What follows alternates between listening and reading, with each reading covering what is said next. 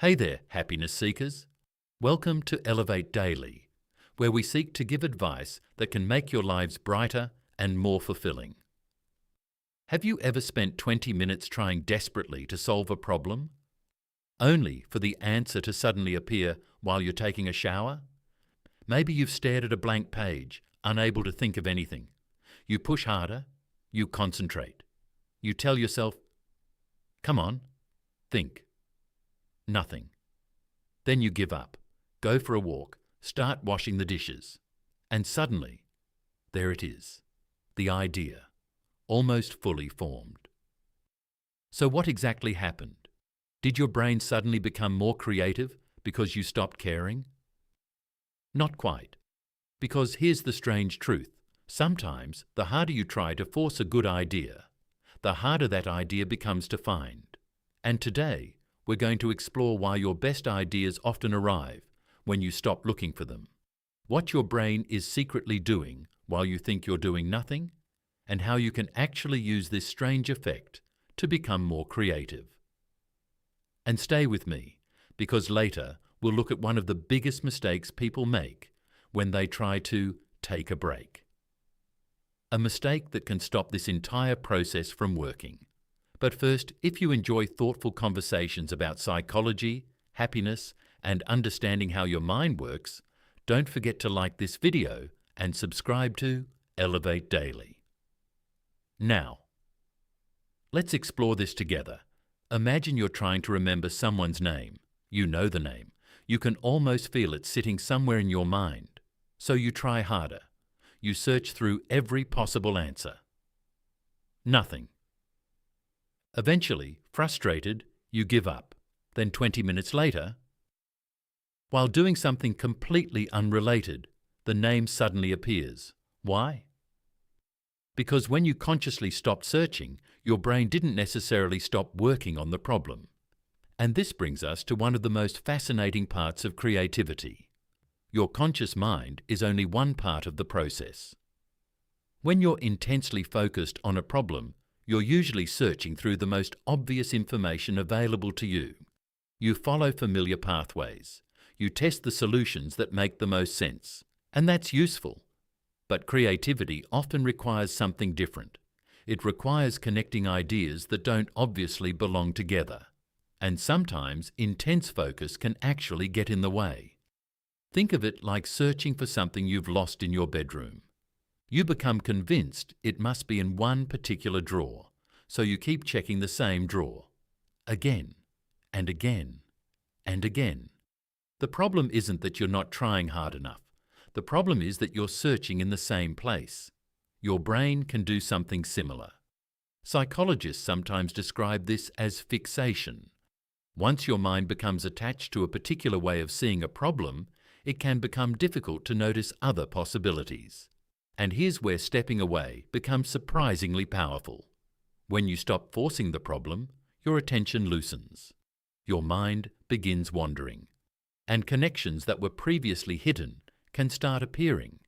This is why ideas often arrive during activities like walking, showering, driving, cooking, or lying in bed. Your attention is occupied, but not completely. And that creates room for something interesting to happen. But here's where things get even stranger. When your mind wanders, your brain isn't simply switching off. A network of brain regions often associated with internally focused thought becomes more active. It's commonly known as the default mode network. This network is involved in things like memory, imagination, self-reflection, and thinking about possibilities. In other words, while you appear to be doing nothing, your brain may be quietly rearranging information behind the scenes. Old memories connect with new experiences. Ideas bump into other ideas. And occasionally, two things that never seemed connected suddenly fit together. That's the moment we experience as, aha! The solution feels sudden, but the work may have been happening quietly for much longer. And there's actually a name for part of this process. Incubation. In creativity research, an incubation period is a break from consciously working on a problem. And studies have found that stepping away can sometimes improve the chances of finding a creative solution later. But there's an important detail here, and this is where many people accidentally ruin the effect. Not every break is actually a break. Imagine you've been working intensely for an hour. Your mind feels stuck, so you decide to rest. You immediately grab your phone. You open social media, videos, comments, messages, news, notifications. Technically, you've stopped working. But has your brain actually received any space? Not really. You've simply replaced one stream of information with another. And this is the mistake I mentioned earlier. We often confuse distraction with mental rest, but they're not the same thing. Sometimes your mind needs something modern. Life rarely gives it. Unoccupied space, a walk without checking your phone, a shower without a podcast playing, a few minutes staring out of a window, folding laundry, making coffee, doing something simple enough that your mind has room to wander. And yes, that might feel boring. But boredom may be more useful than we give it credit for. Because the moment nothing is demanding your attention, your mind starts generating its own activity. It remembers, imagines, connects, questions. And that's often where unexpected ideas begin. Now think about your own life for a moment. Where do your best ideas usually appear? At your desk while you're demanding that they appear, or somewhere completely different? For many people, it's the shower. And the shower is almost the perfect environment for this. You're doing something familiar. You're physically relaxed. There are few distractions. And you're not usually demanding a specific result from yourself. Your conscious attention loosens. And suddenly, your mind has room to move. But here's another important part of the puzzle. Stress can make creative thinking harder. When you feel pressure to produce the perfect idea immediately, your attention can narrow. You start judging every thought before it has time to develop. That's stupid. That won't work. Someone has already done that. And sometimes a potentially good idea gets rejected before it has a chance to become one. Creativity often requires psychological permission to be messy. The first idea doesn't need to be brilliant. It can be strange, incomplete, even bad. Because good ideas often grow from imperfect ones. And this is why playfulness matters. When you're relaxed, you're more willing to explore. You're less obsessed with getting the correct answer immediately. And your brain becomes more open to unusual connections. So does this mean you should stop trying completely? Of course not. And this is the part people often misunderstand. Your best ideas don't usually come from doing absolutely nothing forever. They often come from a cycle. First, you focus. You gather information.